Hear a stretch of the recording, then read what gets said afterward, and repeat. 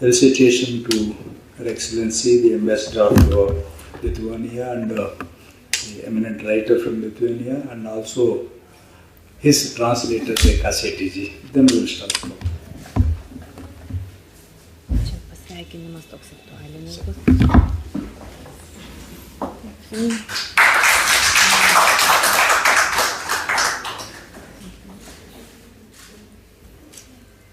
Thank you. Ir jums tas pats, taip.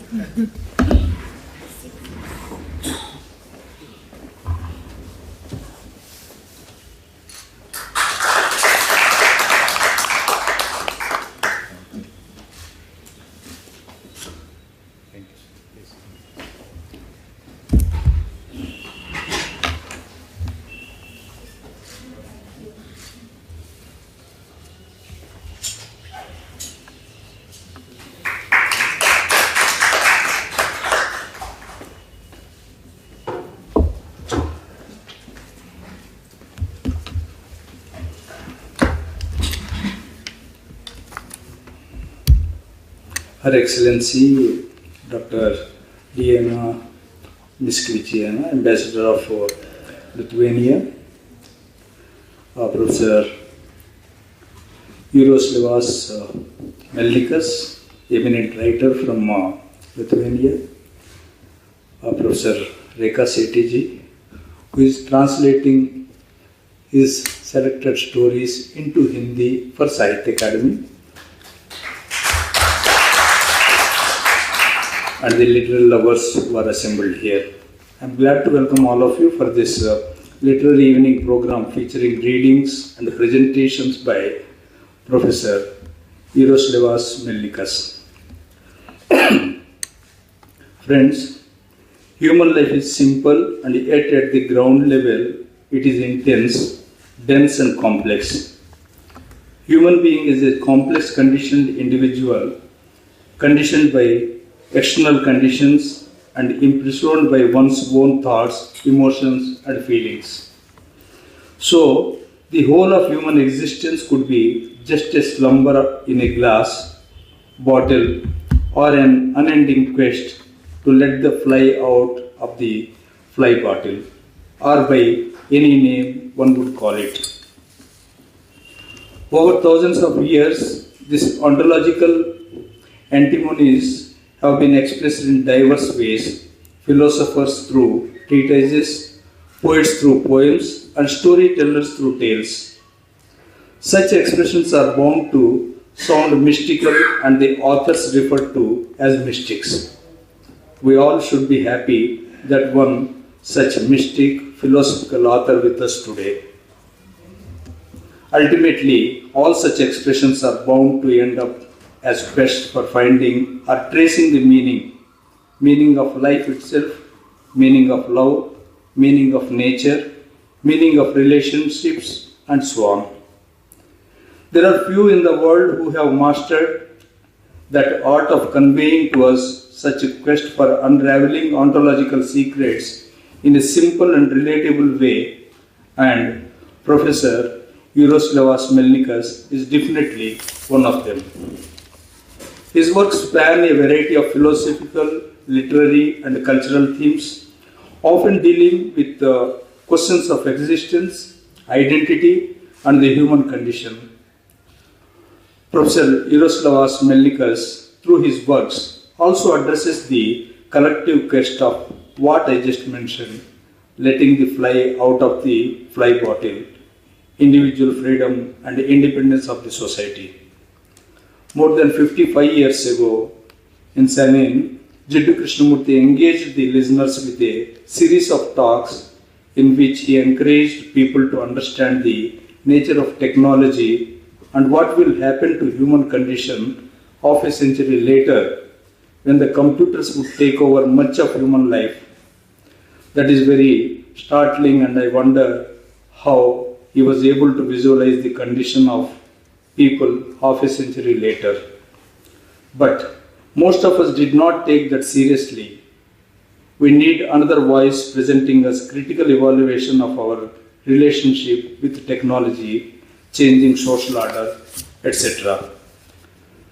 Professor Jaroslavas Melnikas, in his works addresses the issues of modernity, particularly in relation to technology, consumerism, and the erosion of traditional cultural values. He also is holding the mirror to our face and implores us to introspect and figure out how much the modern life can alienate people from their true selves and what will happen to the value systems. His works, Masha, has elicited comparisons between him and George Orwell, another giant who had a deep understanding of human psyche as well as social structures and institutions. So I don't want to take much of your time, but it is our pleasure to host Professor Jaroslavas Melnikas this evening, and I'm thankful to Her Excellency who has given us this opportunity to bring such a great writer to the Sahitya Akademi. Thank you, madam. Thank you so much.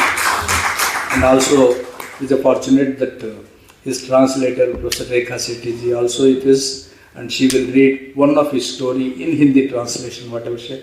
And by next September, his book is going to be out. So, but today she will read one of his story. Now, without taking much of your time, I will request Her Excellency to speak a few words and tell him to this one. Sorry. A very good afternoon to all of you, Dr. Srinivasa Rao. Thank you for hosting us. As always, it's been a pleasure to be associated with Sahitya Akademi, and in such a constructive manner that when we came here, when I was posted to India 2 years ago, and we came to say hello to you, to introduce ourselves, and we found out that there is not a single translation, by Sahitya from Lithuanian language to Hindi, we immediately agreed to do something about this. So it's a very action-oriented meeting that we had. And at the moment we are really about to witness Dr. Rekhaji's completion of the task. She is well into the completing the collection of short stories, but by one of our best-known authors, Jaroslavas Melnikas. Unfortunately, it's still through English language. It's not direct translation because we do not have people who could do the direct translation, but we are working to address this issue as well.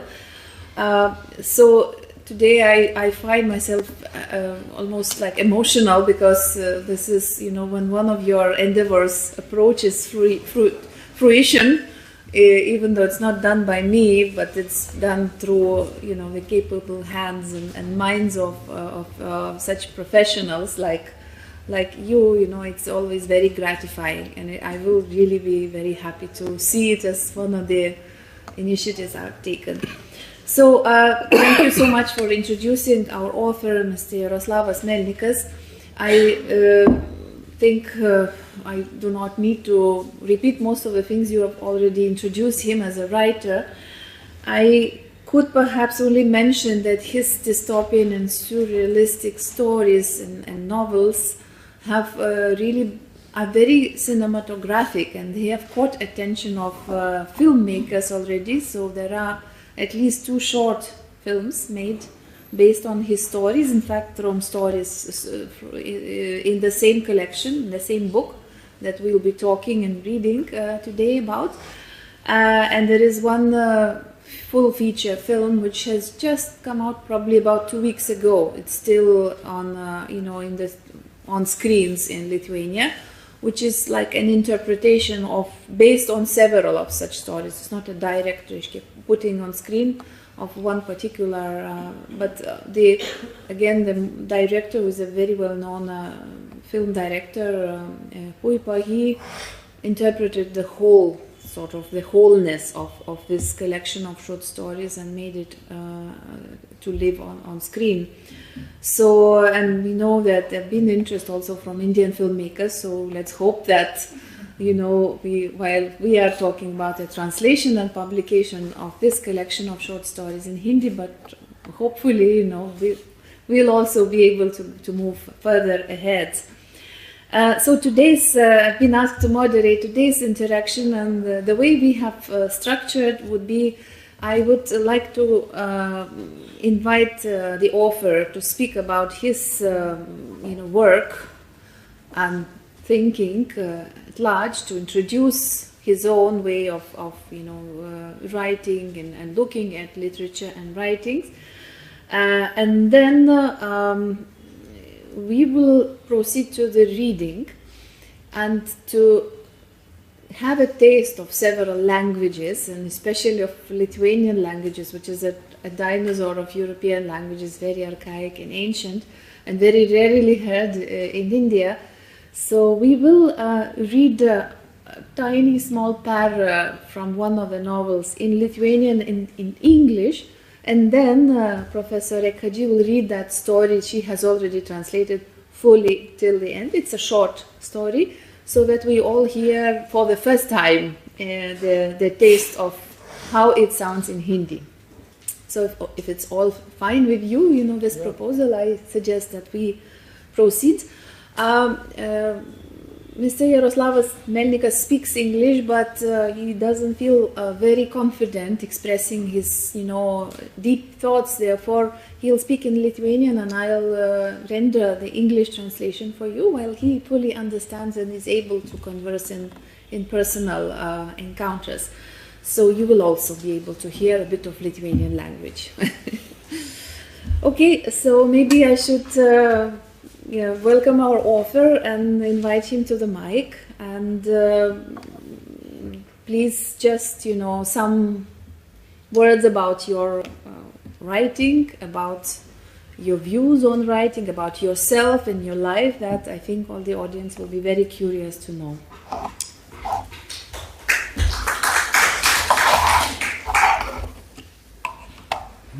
Thank you.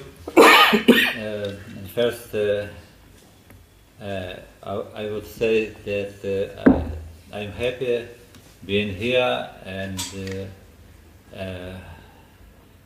so my colleagues, my brothers, writers, Indian, I will speak Lithuanian now. So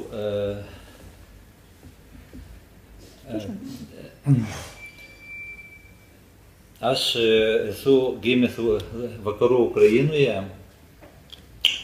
ir pusė mano gyvenimo praėjo Ukrainoje, bet jau apie 30 metų daugiau aš gyvenu Lietuvoje, rašau ne tik ukrainietiškai, bet ir lietuviškai, ir netgi daugiau lietuviškai negu ukrainietiškai. Ir mano proza yra, kaip buvo čia gerai pasakyta, realistiška ir distopinė. So the author was born in Western Ukraine and grew up there, so half of his life has been spent in Ukraine. But it's been around over actually 30 years that he's been living in Lithuanian. He writes in Lithuanian and Ukrainian, and recently it's been more in Lithuanian than Ukrainian. And yes, as it has been said, the prose that he writes is dystopian, surrealistic. Aš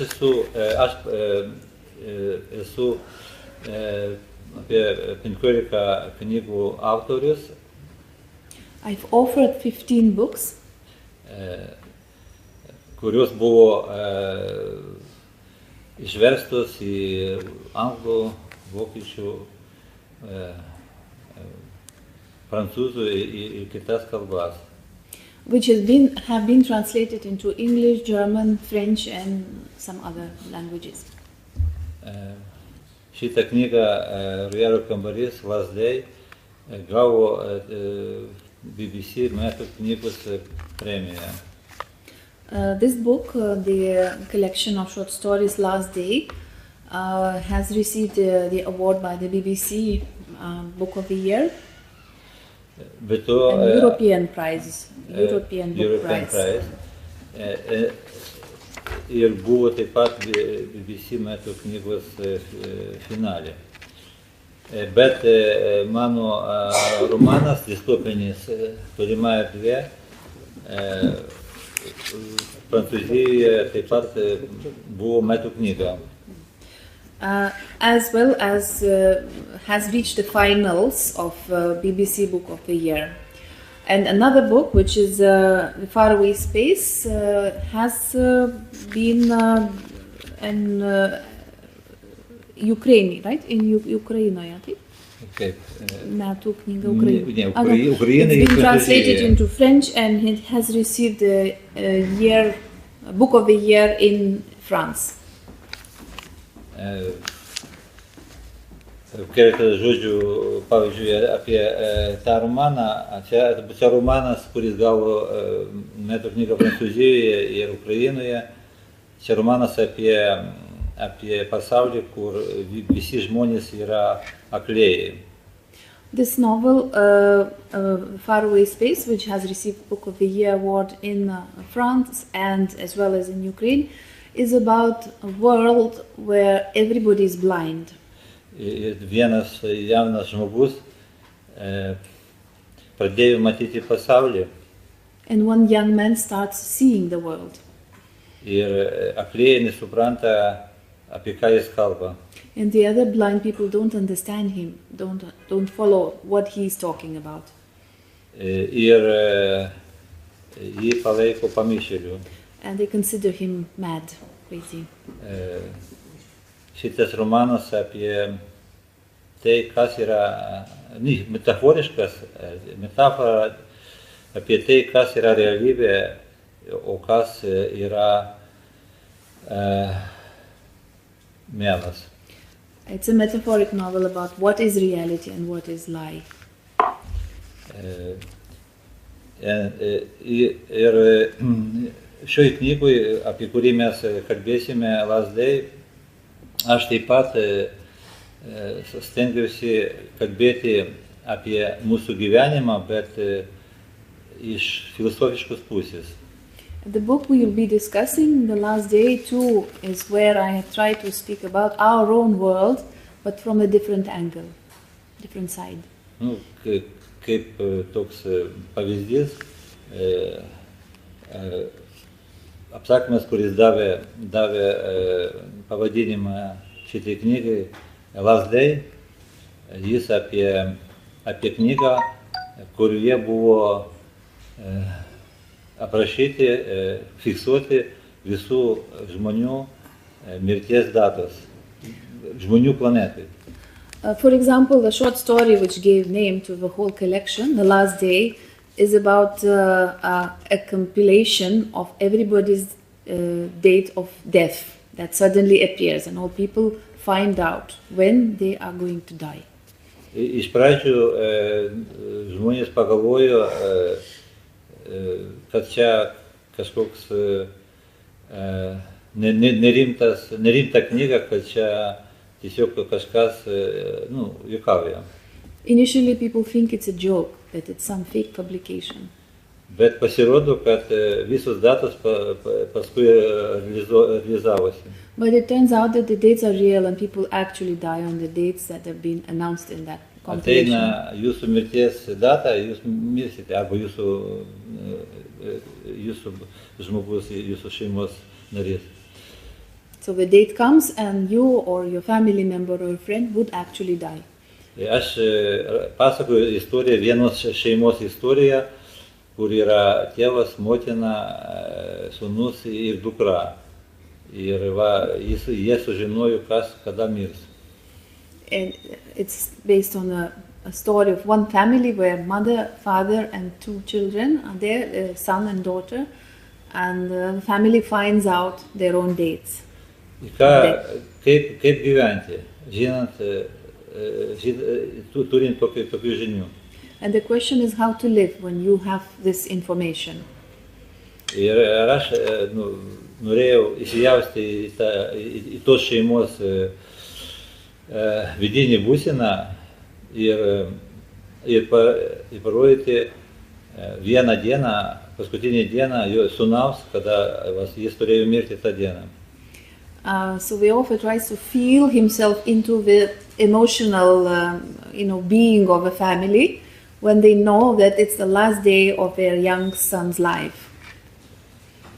Ten tiesiog ten tėvas ten gyvena, ten, pavyzdžiui, 20 metų gyvens, žmona ten 30, dukra 90, o sūnus gyvens tik vieną savaitę.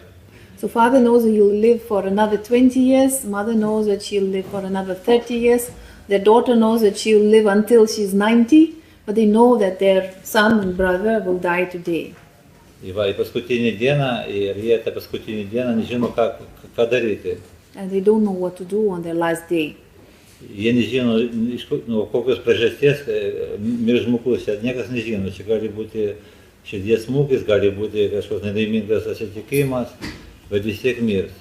And they don't know the reason of death because it's not said, just a date. So there might be accident, there might be heart attack. They only know that someone will die.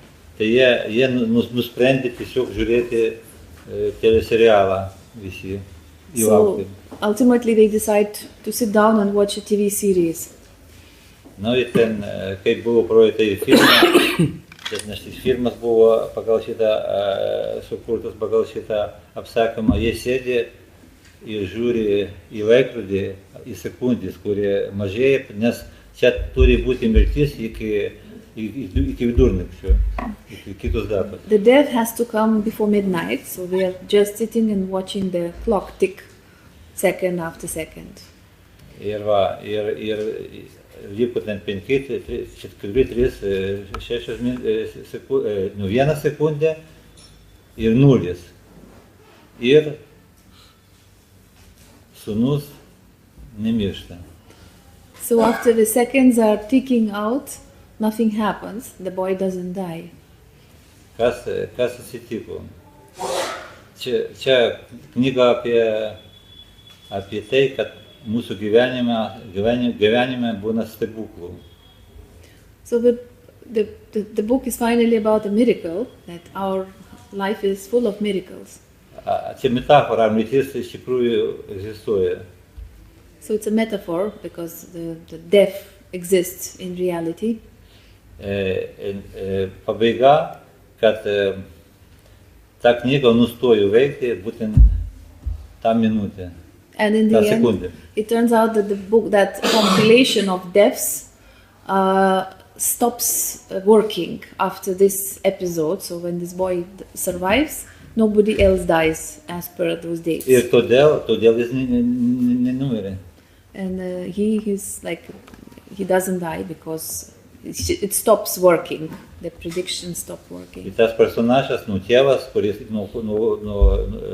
pasakoja tą istoriją, jis klausė save.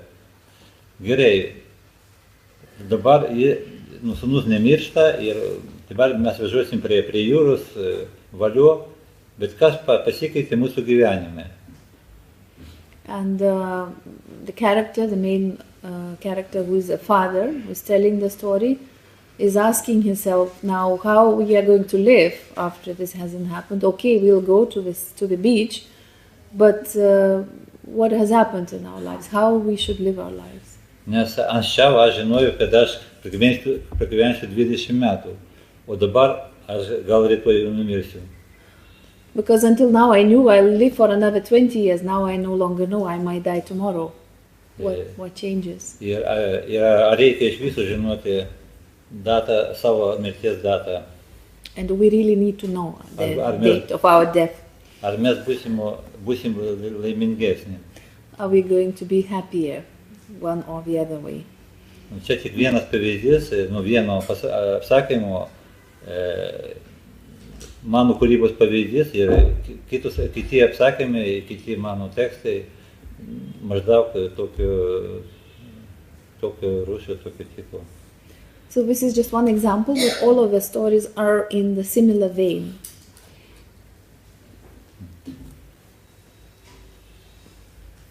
Turbūt viskas apie mano kūrybą.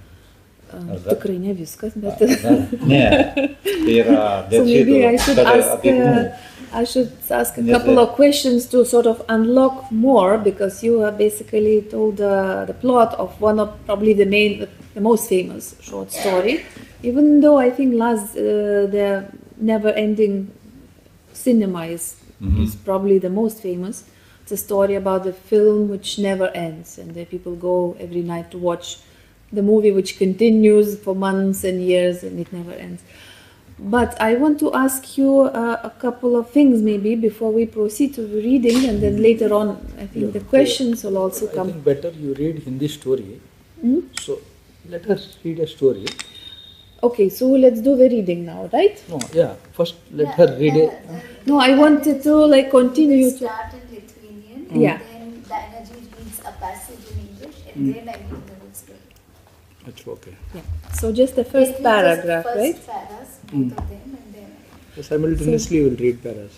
no, You will read Yeah, everything. you will read later. Yeah. Everything, yeah. Okay. yeah. they read only one. Okay. One para. Nu Yeah. tai padarom readingą dabar, tada aš tos klausimus. Gerai.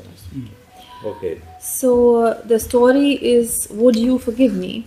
That's in English. But we will first read the very first para in Lithuanian, then English, and Rikhaji will be reading the whole story in Hindi. Kas pirmas? Tik tai pirmą paradą. Aš? Taip. Aš pirmas. Taip.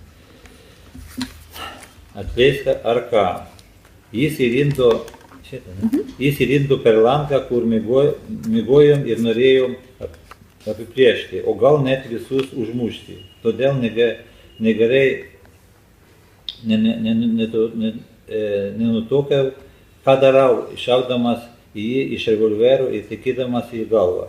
Jis žinoma bjaurybė, nusikaltėlis, bet matyti priešmirtinį agoniją žmogaus, kurį užmušė savo mėgamajame, irgi žinote.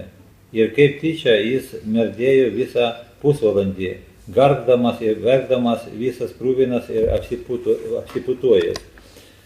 Žmonos akis ant kaktos, veidas pažaliavęs, prakaituoja ir spiega, šaukti jie nebegalėjo.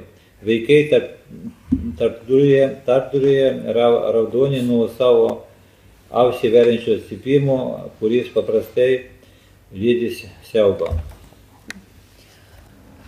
He got in through the window when we were sleeping with the intention of robbing or even killing us. I was not even fully aware of what I was doing when I pulled the trigger of a pistol aiming at his head. He was a criminal. But then, to have to watch the dying convulsions of a person you have shot in your own bedroom, well, you understand. As if on purpose, he took a good half an hour to die, rattling and crying, all blood and froth. My wife's eyes were popping out, her face all green. She was sweating and screaming, not even able to shout any longer. The children stood in the doorway, red-faced, from their deafening squeals of horror. We give it to the Hindi, full story till the end. क्या तुम मुझे माफ कर दोगे? ये पहले ड्राफ्ट है अनुवाद का, और देखते हैं इसको आगे और पॉलिश करेंगे। जब हम सो रहे थे, वे खिड़की के रास्ते घुस आया। उसका इरादा हमें लूटने या मार डालने का भी हो सकता था। मुझे ठीक से पता नहीं था कि मैं क्या कर रहा हूँ जब मैंने पिस्तौल चला दी। गोली का निशाना सीधा उसके सिर पर था। वह एक अपराधी था, लेकिन फिर उस व्यक्ति को मरने से पहले तड़पते देखना, जिसे आपने अपने बेडरूम में गोली मारी है, आप समझ ही सकते हैं। जैसे कि जानबूझकर उसने मरने में आधा घंटा लगाया, थरथराते और रोते हुए, खून और झाग से लथपथ। मेरी पत्नी की आंखें बाहर निकल आई थीं, चेहरा पीला पड़ गया था। वे पसीने से तरबतर चीखने की कोशिश कर रही थी, लेकिन चिल्ला नहीं पा रही। बच्चे दरवाजे में खड़े थे।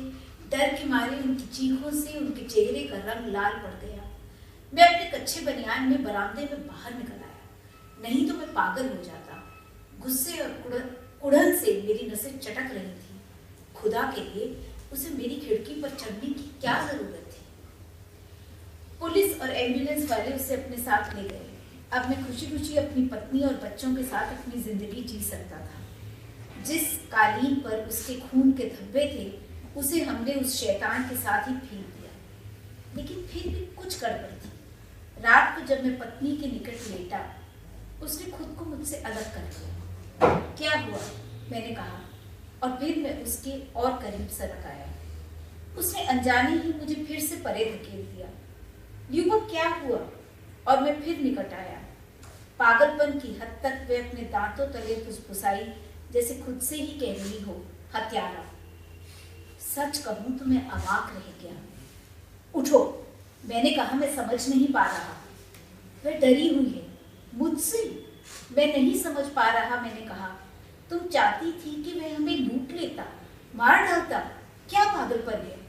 शायद वह कहती है, हो सकता है वह कुछ उठा लेता और चला जाता। लेकिन अब क्या? अपने को संयत करते हुए मैं पूछता हूँ। और अब वह मर चुका है। वह चीखती चिल्लाती है, हे भगवान, तो ये बात है। ऐसा लगता है कि मैंने किसी को मार डाला। मैं हत्यारा हूँ, एक खलनायक। मैं समझती हूँ बेचिका। सिसकियाँ भरते हुए वह बोली, तुमने हमारी रक्षा की, लेकिन सिर में ही क्यों? मुझे समझ नहीं आ रहा, मैं चिल्लाया। जब मैं याद करती हूँ कि वह कैसे तड़प रहा था, वह बोली, बेचारा गरीब आदमी, ठीक यही मरता और रोता हुआ। उफ, मैं और नहीं। और उसने फिर आंसुओं की झड़ी लगा दी। मैं देखता हूँ बच्चे भी दरवाजे पर खड़े हैं, सब देखते हुए और डर से थर थर कांपते हुए। चलो सोने जाओ। मुझे लग रहा था कि मैं खुद को या किसी और को मार डालूं। इस तरह जीवन जीना संभव नहीं था। यह देखने के लिए कि मैं कितना बड़ा खलनायक हूँ, मैं उसके घर गया। दुर्भाग्यवश मेरी ही माँ जैसी उसकी बूढ़ी माँ सूख चुकी फटी नजरों से उसका मृत हाथ अपने हाथ में लिए बैठी थी। सब कुछ एक भयानक दुस्वप्न सा था। और उसके बच्चे, एक लड़का और एक लड़की, अब अनाथ हो चुके थे। छोटी लड़की रो रही थी, जबकि लड़का ऐसा चेहरा लिए खड़ा था जिसे मैं अपने जीवन के अंतिम क्षण तक याद रखूंगा। अचानक लड़की अपने आंसुओं के बीच बोल उठी, मेरे प्यारे पापा। लेकिन उसके पिता के माथे पर 2 बिंदु के निशान थे। पापा, मेरे प्यारे पापा, उठो। जाहिर था कि वह उसे प्यार करती थी। लाल सूजी हुई नाक वाली वह छोटी सी लड़की एक नन्ही बच्ची से ज्यादा नहीं थी। मैं लड़खड़ाते हुए दीवार के सहारे बाहर निकल आया। यह सब क्या हो रहा है? मैं समझ नहीं पा रहा था। मैं किस तरह का इंसान हूँ? उस समय मुझे क्या करना चाहिए था? वहां लेटा हुआ वह फरिश्ते सा मासूम लग रहा था। एक बेटा, एक पिता, ईश्वर की संतानों में से एक।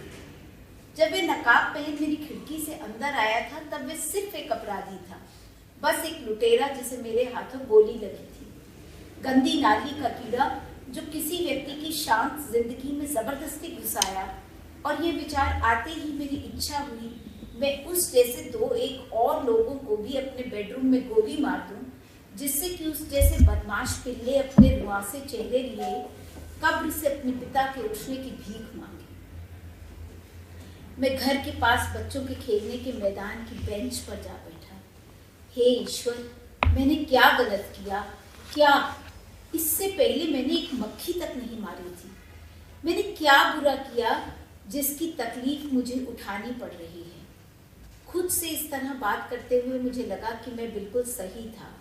लेकिन फिर उस नन्ही बच्ची की आवाज मुझे याद आने लगी, पापा, पापा, उठो।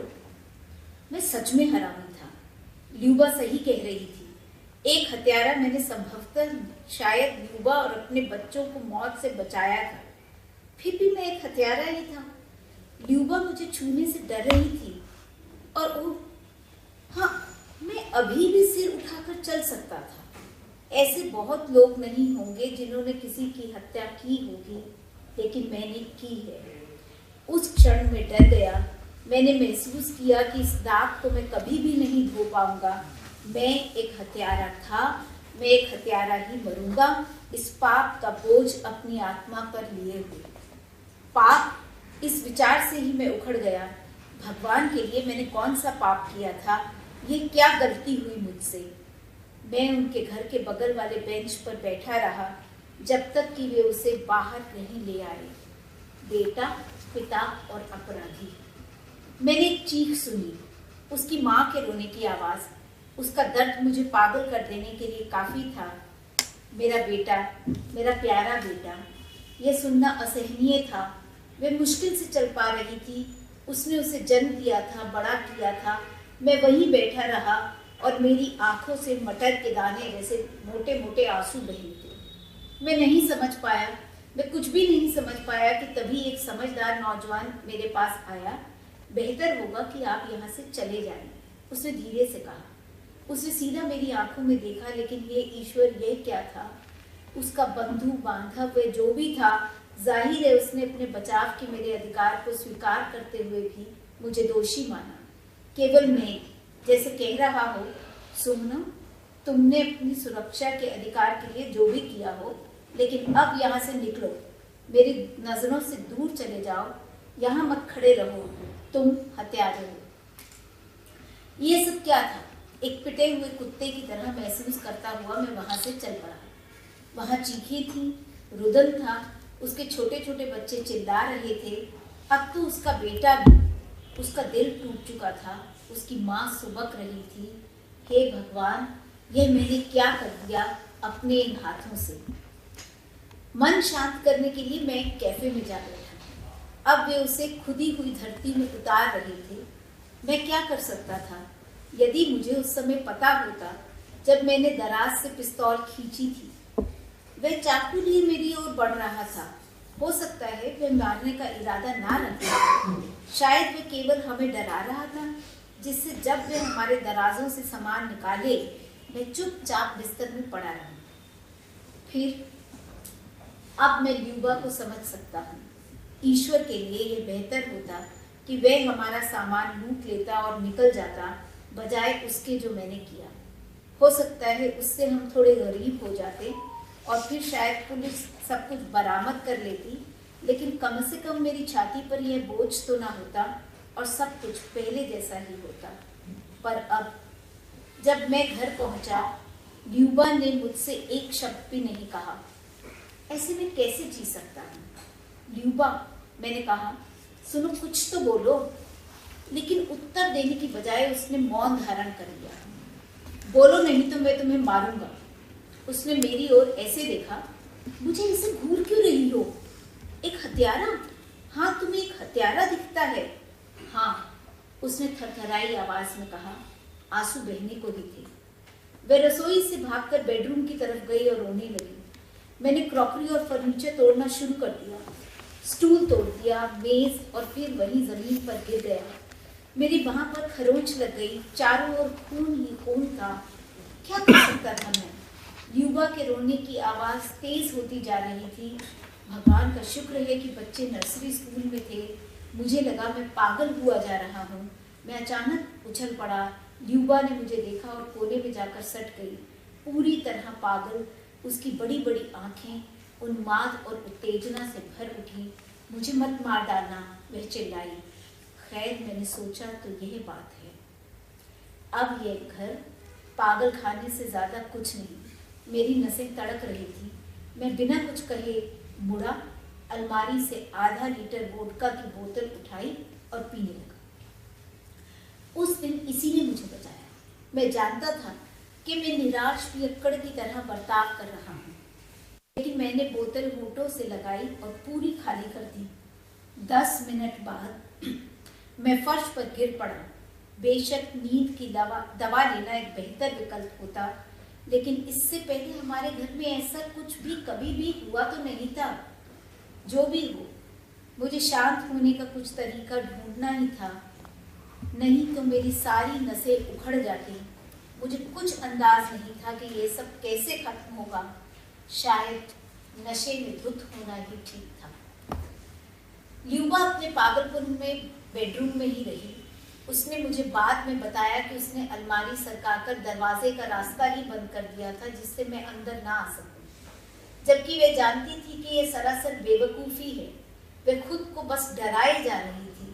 बाद में जब सब शांत हो गया, उसका तनाव कुछ कम हुआ, उसका उन्माद उड़ गया, उसने अलमारी वापस सरकाई और रसोई में झांकने गई। मैं वहां पड़ा था, मलबे के ढेर पर, मुड़ा तुड़ा सा। वह चिल्लाने लगी। उसे लगा कि मैंने खुद को मार डाला है। तब उसे खाली बोतल मिली और वह समझ गई। वहीं पड़े पड़े बेहोशी में मैंने 1-2 बार उल्टी की, लेकिन मुझे कुछ भी याद नहीं। फिर मैं करीब 30 घंटे सोता रहा। मैं अपने बेडरूम में जगा और मुस्कुराया। किसी तरह मुझे अब अपनी आत्मा में ठीक महसूस हो रहा था। खिड़की से सूरज की रोशनी अंदर आ रही थी। फिर ल्यूबा चली आई। कैसे हो? वे मेरे करीब झुक आई। ईश्वर, सब कुछ फिर से ठीक हो जाएगा।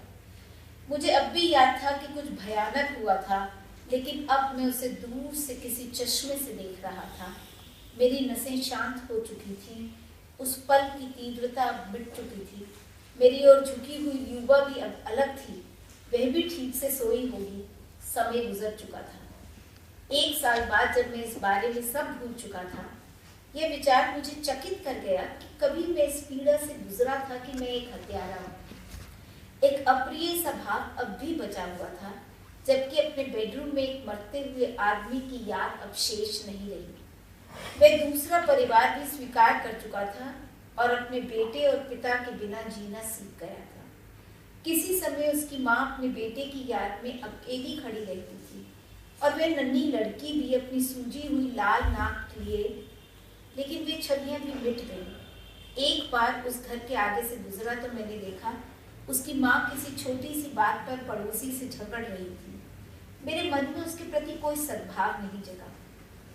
हाल ही में ल्यूबा और मैं छोटी मोटी बातों पर झगड़ने लगे हैं। अब हमारे पास ज्यादा पैसा है, लेकिन खुशियां जा चुकी हैं। हमारा बड़ा बेटा बुआ देर तक बाहर रहता है और कभी कभी रात भर घर नहीं लौटता। मैंने गौर किया है कि ल्यूबा जिस तरह मेरे प्रति व्यवहार करती है, उसमें एक खालीपन महसूस होता है। कचरा बाहर निकालो, वह रसोई में कुछ साफ करते हुए कहती है। यदि जरा इस हफ्ते पेरिस जा रहे हैं। असल में उसे खुद पेरिस जाना अच्छा लगता। ल्यूबा, मैंने कहा, क्या? वह हमेशा झुंझलाई रहती। कुछ नहीं, और मैं कूड़ा बाहर निकाल देता हूँ। हे भगवान, ये कैसा जीवन है? क्या हम एक दूसरे से उकता गए हैं, या ये कुछ और है? सब बकवास है। वो एक पेरिस, पैसा, और यह भी कि मैंने किसी की हत्या की थी। हाँ, ये हो गया था। अगले दिन काम पर जाना था। मैं थका हुआ था। उसके अलावा मुझे कुछ महसूस नहीं हुआ। किसी चीज के कोई मायने नहीं थे। उन भयानक दिनों में मुझे महसूस हुआ कि मैं जीवित हूँ। मेरी सभी भावनाएं उफल रही थी और मैं खूब रोया। मैंने उस बूढ़ी माँ के लिए दिल से दर्द महसूस किया। मैंने भी बहुत झेला। ल्यूबा, मैंने उस शाम कहा, क्या तुम्हें अब भी वह सब याद है? क्या?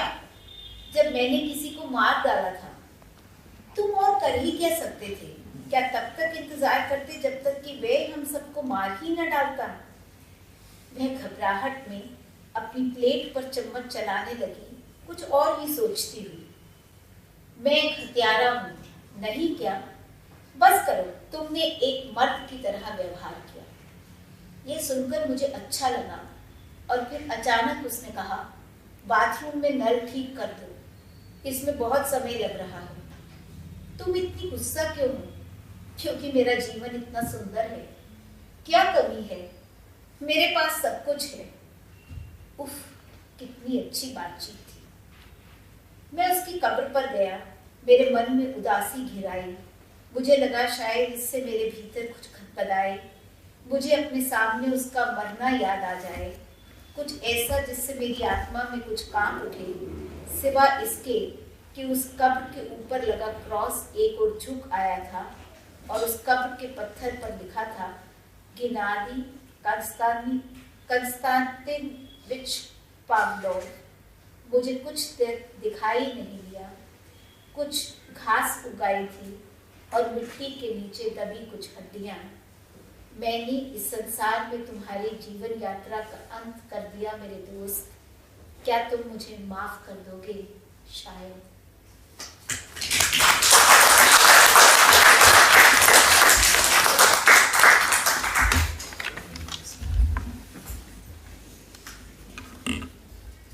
So, would you perhaps like to comment on this particular story? Something of your own personal view, and then the I translator? think we will open the platform to ask us, because now everybody has listened to part of English and Hindi, we all know. So I think we will open the session for question answer. If you want to ask any question, either in Hindi or in English Excellency will give, and in Hindi she will help us. We would like to hear the author's thoughts, and maybe you can translate in English for us. On this particular story. Tai, bet to ir prašo jūsų asmeninio požiūrio į šitą pačią apsakymą. Nu, iš tikrųjų, ką aš norėjau, iš išorės čia tokia buitiška situacija aprašyta. What I wanted to say through this, visibly very common situation, like everyday situation. Įvyko nusikaltėlis, norėjo apvogti, bet šeimininkas turėjo revolverą, įsikanda ir nužudė. The criminal comes, wants to steal, rob, and by chance the owner has a gun and kills him. Jeigu nebūtų geresnių minčių, tai apie ką čia rašyti? Nužudė ir viskas. If there were no deeper thoughts, what is it there to write about? He came, he was killed, but... Nėra apie ką rašyti, bet aš turbūt norėjau čia parodyti tokį kaip filosofinį mintį, kad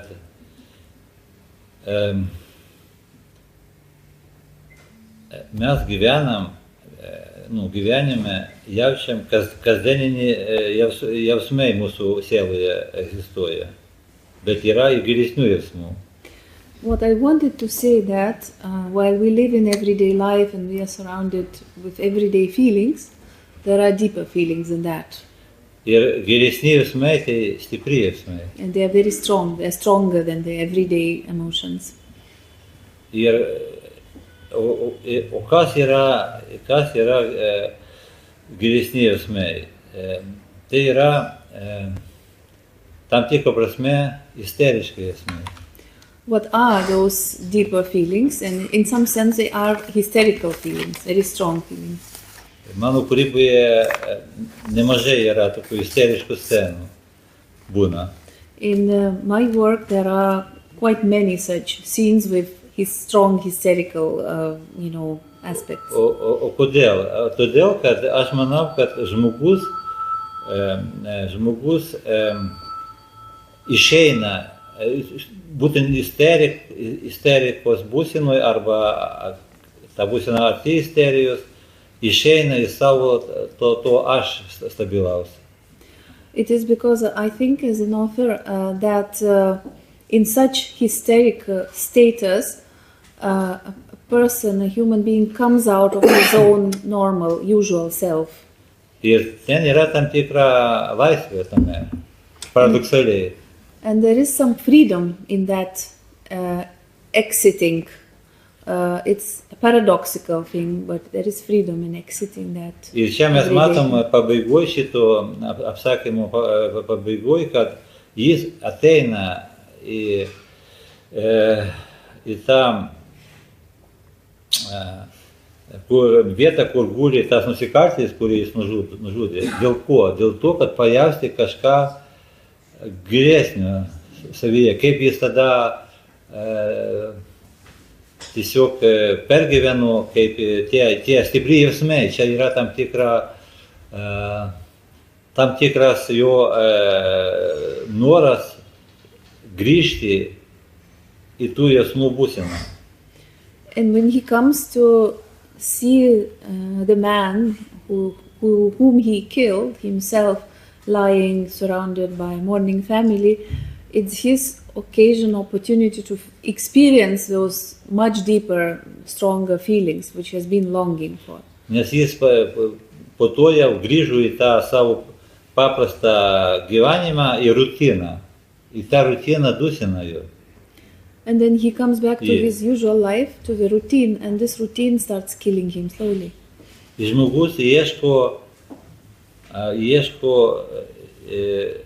tos būsenos, kuris gali išeiti iš savęs, iš tos rutinos. A human being looks for a state where he could get out of that routine emotion. Į savo to mažo aš, mažiuko, kuris yra socialiniai roliai, taip toliau, ir gali pasidaryti pasauliu, gauti tokį didelį kažkokį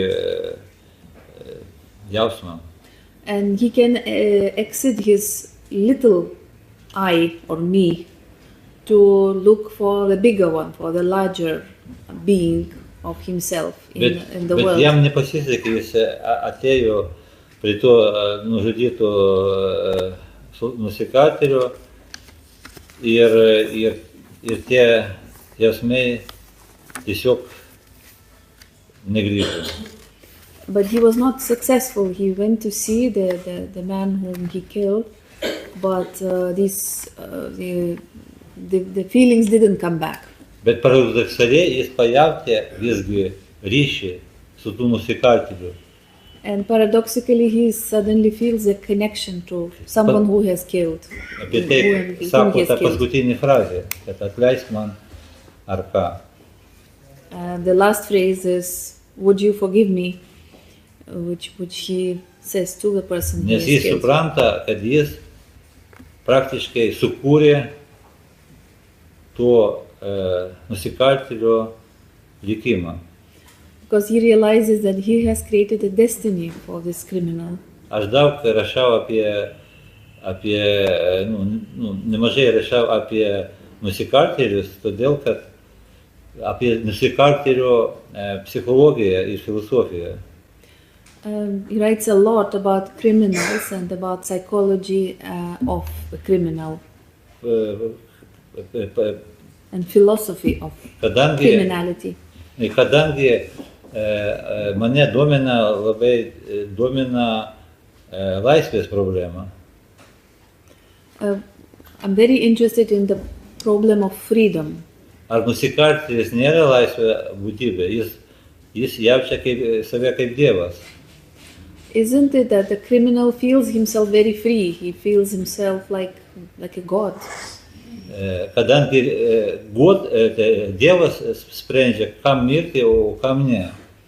Because normally it's God who decides when to die and when to live. Bet jeigu aš esu nusikaltėlis, tai aš sprendžiu.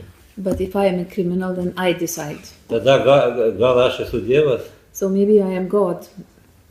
Čia apie tai aš parašiau romaną, tokį detektyvą.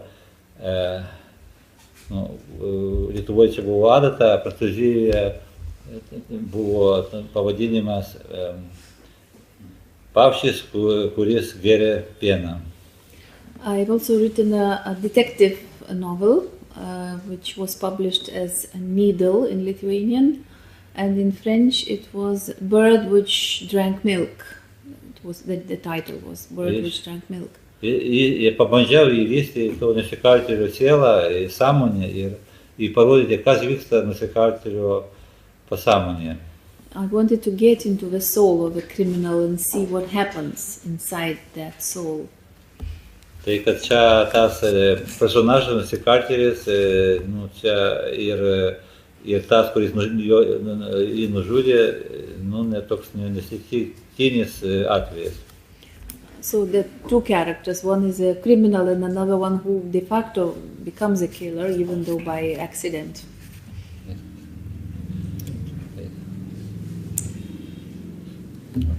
I also wanted to pose this question because we were in another literature festival, and obviously the author is interested in Indian philosophy. So my question would be, how did it influence you? What are your interests in Indian philosophy and whether you apply it in your writings? Iš tikrųjų mano domėjimas Indijos filosofija prasidėjo labai seniai. I had taken interest in Indian philosophy long ago. Aš tada mokiausi dar Maskvoje literatūrinėme institute. I was then studying in Moscow Literature Institute. Tada ruošiau disertaciją. And preparing my PhD thesis. Ir tada buvo Gorbačiovo laikai. These were the times of Gorbachev. Ir Sovietų Sąjungoje iš tikrųjų mes negalėjom skaityti Nietzsche, Freudą ir netgi indiškos filosofijos knygas. In reality, in Soviet Union, we could not read Nietzsche, Freud, or even Indian philosophy. It was not allowed. Bet tada, Gorbačiovo laikais, jau prasidėjo tam tikra laisvė ir žmonės pradėjo leisti tas knygas kaip Mahabharata, Upanishadai ir kitas nelegaliai, tiesiog samizdat. But during Gorbachev's time, some limited freedom came, and there was a boom of, it's a phenomenon called samizdat, which means that people started publishing disapproved or banned literature by themselves illegally. Among them, there were Indian texts like Mahabharata or Upanishads. Ir tada buvo tokia netgi, ten, kur aš turim institutė, ten buvo tokia atmosfera, netgi mada, kad ieškoti dvasinios duonos indiškoje filosofijoje. And where I was at the institute, it became very popular to look for that spiritual food, as he says, for spiritual bread in Indian texts. Mano draugas atnešė man tą nelegaliai publikuotą knygą, man atrodo, čia buvo Mahabharata. A friend of mine brought to me, he thinks, Mahabharata, published illegally. Toks primityvus leidinys ten. Ir, tai yra išoriškai. Ir aš prisimenu, kad aš sumokėjau už tą knygą 1 mėnesio algą tais laikais. And the book was, the book looked shabby and very primitively published, but I remember that I paid the salary of my monthly salary for it. Because man čia buvo labai naudingas ir reikalingas kūrinys. Because I found it very useful and I needed it, really. Kadangi aš galėjau rasti toj knygoj mintis, prie kurių aš pats nuėjau savo keliu. Because in that book I found some ideas which I have in fact discovered myself, sort of reconfirmed in the book. Na, pavyzdžiui, kad aš nelabai tikiu realybę. For example, so that I do not really believe in reality. Netgi dabar aš nelabai tikiu, kad čia realu. Even today, now, I do not believe that this is a reality. Because, kadangi jeigu kas yra realybė? What is reality? Ar mes galim prisiminti, ką mes jautėm ir galvojam, pavyzdžiui, 2020 metais vasario 13. Can we remember what we had felt or experienced, for example, in 2010 on February 13? Ar mes galėsim prisiminti šitą mūsų renginį, ką mes jautėm ir galvojam 2027 metais, vasario 13. Are we going to remember what we felt today, this evening, in 2027 on February 13, for example? Taigi, realybė čia ir dabar, o laikas praeina ir mes neturim tos realybės. So reality is only now and here, but time passes and there is no reality. Ar neegzistuoja tik tai, kas yra amžina?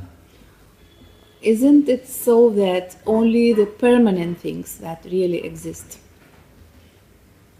Jeigu kažkas egzistuoja tik čia ir dabar ir išnyksta, tai man tai neegzistuoja. And if something comes, happens and disappears, does it really exist? To me, no. Kodėl Dievas egzistuoja? Todėl, kad jis amžinas. Why does God exist? Because He is permanent. It is permanent. Tai Indijos filosofijos mintis apie tai kalba taip pat labai daug. Jis kalba apie Mają. Indian philosophy speaks a lot about these particular things. It speaks about Maya. Kad mūsų gyvenimas jis kaip sapnas. That our life is actually a dream. Taigi aš suradau tą Indijos filosofiją tas pačias mintis. So I discovered the same ideas of mine in Indian philosophy.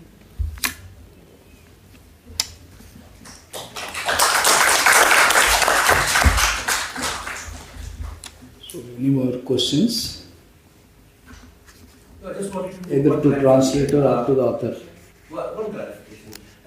Is the author referring to the Vedanta or Advaita because the life is a dream, the dream state or the deep sleep and the state? That's the core philosophy of the Ar Vedanta. jūs referuojate konkrečiai Indijos filosofijos mokyklą, pavyzdžiui, Vedantą, jos atmaina Advaita, nedualistinę Vedantą, kuri tą realybės skirtingas klasifikuoja? Ne, aš nesu toks Indijos filosofijos specialistas. I'm not a specialist, an expert on Indian philosophy. Aš pagaunu tik bendrą mintį. But I catch the idea, the general idea. He just mentioned कि जीवन एक माया है, तो माया मतलब वास्तविकता की बात कर रहे हैं ना, तो Bet aš toliau, kaip skaitau Indijos filosofijos knygas ir gilinu savo žinias. But I continue reading books on Indian philosophy and deepen my understanding. Pavyzdžiui, netgi dabar aš užvakar nupirkau šiuolaikinio Indijos filosofų knygas, keturi tomai, kuris indišką filosofiją kaip ir analizuoja kartu su vakarų filosofija. Ir labai įdomu buvo, aš nupirkau ir nuvešiu į Lietuvą. For example, 2 days ago I bought a 4-volume book of modern Indian philosophy where he compares Indian ideas with European ideas, and I found it very interesting, so I'm going to read them home. Aš randu ten, vėlgi, navės mintis, prie kurių aš pats priėjau, bet ten jau kaip daugiau pagilino tas mintis, tas filosofas. There I find the ideas which I have sort of known already, but they are in a better, in a deeper way. Lastly, I'd just like to congratulate sir. It's been a very, very nice meeting, and by you also now. I just felt so refreshed, and later I come to know that you are actually a philosopher, more a philosopher than an author. Like in India, we say that Jagat Swapna Brahm Satyam, that the world is actually an illusion or Maya, and the true reality is God. I just wanted to know, since you've so emphasized so much about the nature of changing reality, which we also call anityam. In Buddhism, we call it's impermanent, anitya. So what is your life's philosophy every day when you wake up? And you know, this is not the reality, but we have to go through the motions of life till the time God has given us life. So what is your core life philosophy? Nu, pagrindinė mintis pasakykit, nes aš ne viską supratau. Labai, jeigu trumpai, kokia jūsų kasdienė filosofija, turint omeny tą nepermanentiškumą realybės, vis tiek gal ir nepermanentiška, bet mes atsibundam ir mes turim gyventi, kol pasieksim tą, reiškia, amžinąją realybę. Kuo vadovaujatės kasdien? Nu, tiesiog mes negalim kiekvieną sekundę būti savimi. Ta prasme, kad mes būnam paviršutiniški gyvenime, bet tam tikras momentas ateina, kur mes pasidarim geresni. We might be superficial most of the time that we live because of that impermanence, but there are moments where we can be better and deeper. Ir mano filosofija tokia, kad mes turim prisiminti save. Tai yra, man labai artima ta Indijos filosofijos teorija, kad mes turim daug aš. But we need to remember ourselves when we were on those moments better. What is very close to the author is the theory, or one of the theories in Indian philosophy, that there are many shapes or personalities of me. Pavyzdžiui, dabar aš turiu tam tikrą aš. For example, now I am me now, Susijęs su mano socialinė rolė. which is related to my social role. Mano rolė tai rašytojas. Now I'm a writer in my Ar role. čia mano tikroji aš? But is this my real me? Pavyzdžiui, jeigu aš esu šalies prezidentas, jisgi turi savo aš. For example, the president of a country, he also has, he or she has his own Bet self. ar jis tas pats, kai jis grįžta į savo namą ir užsidarė kažkur kabinete ar tualete? Is he the same when he comes back home and he locks himself in his office room or another room or the toilet, for example? Tai yra, aš manau, kad tikroji aš susijęs su vienatvė žmogaus. I think that the real me is related to some loneliness of a person or being alone.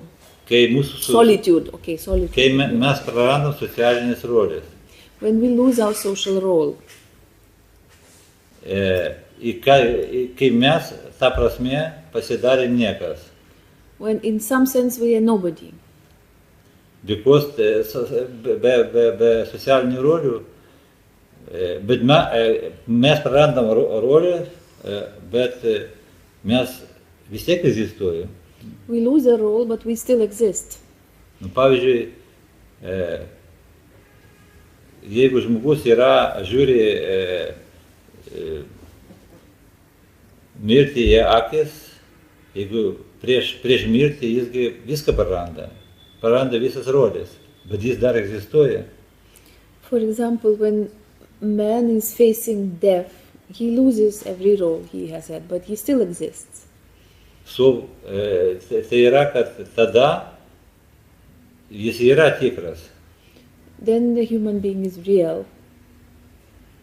Tai man atrodo, kad žmogaus gyvenimas, aišku, mes turim dalyvauti socialinėme gyvenime, nes mes gyvi žmonės, gyvenam ne miške. We still need to have social roles and live social life because we are social humans. We do not live in a forest. Bet neužsimiršti tame kasdieninėme gyvenime. But we do not need to forget ourselves in these routine rituals, lives. Ir visą laiką prisiminti save, kas mes tokie. And to remember always the real self. What we are in reality. Kad kaip pavyzdys, toks nedidelis turi apsakymą didelį savo naujoje knygoje, kur apie prezidentą, kuris save prisiminė, kai jis buvo mažas berniukas. So, šalies prezidentas. In my newest book there is a short story, for example, about a president who remembers himself as a young boy, as a little boy. Jis kada buvo mažas, jam patikdavo įlįsti į kažkokį sandėliuką ir ten visi laksto, o jis ten sėdi ir jam gerai ten tamsoje. When he was a little boy, he would love to find a little wardrobe or cupboard and get inside and sit there alone in the dark. Tai buvo kažkokiame kaime tas gyvenimas. It's in a village. Ir taip likimas susitvarkė, kad jis pasidarė šalies prezidentu. But it happened so in his life that he became the president of the country. Jis ėjo į tą rolę, jis jaučia, kad jis yra prezidentas. And in this role he feels himself as a president. Bet tas berniukas nenumirė jame. But this little boy didn't die, he's still inside. Įsivaizduokit, kai jis užsidaro savo kabinetą, ten apartamentų, ten yra taip pat kažkoks sandėliukas. Jis, kad prisiminti save, jis įlinda į tą sandėliuką prezidentas, jis sėdi. So when he is alone in his own presidential apartment, he finds a tiny space like that, little cupboard from his childhood, and he goes inside to remember himself. Jis grįžta prie ko jis grįžta, kodėl jis tą daro, kam reikalingas šitas procesas. And why does he do that? Aišku, čia toks gal netipiškas atvejis, nors mes nežinom, ką daro prezidentai. This might not be a typical case, but we never know what presidents do. Gal jie taip pat sėdi kažkur sandėliukai. Maybe they also look for the places of origin like this. Yra čia aš galiu tiesiog priminti dar vieną filosofą, jau ne indišką, o europietišką, Karlą Jungą. I can speak about Carl Jung, the Western philosopher. Ir būtent apie jo teoriją archetipų. And about the theory of archetypes. Ir ten yra toks archetipas, kurį vadinasi savastis. And one of the archetypes is, savastis. Savastis. So own, it's its own oneness. Well, it's very bad, I don't know how to translate Jung. So, and man atrodo, jis kalba apie tą patį, kad jis... Selfness. Selfness, yeah. This one.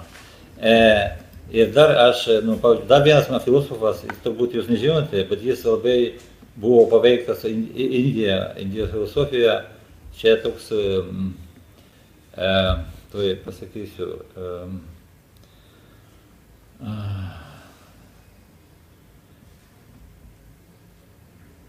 gal priminsiu paskui.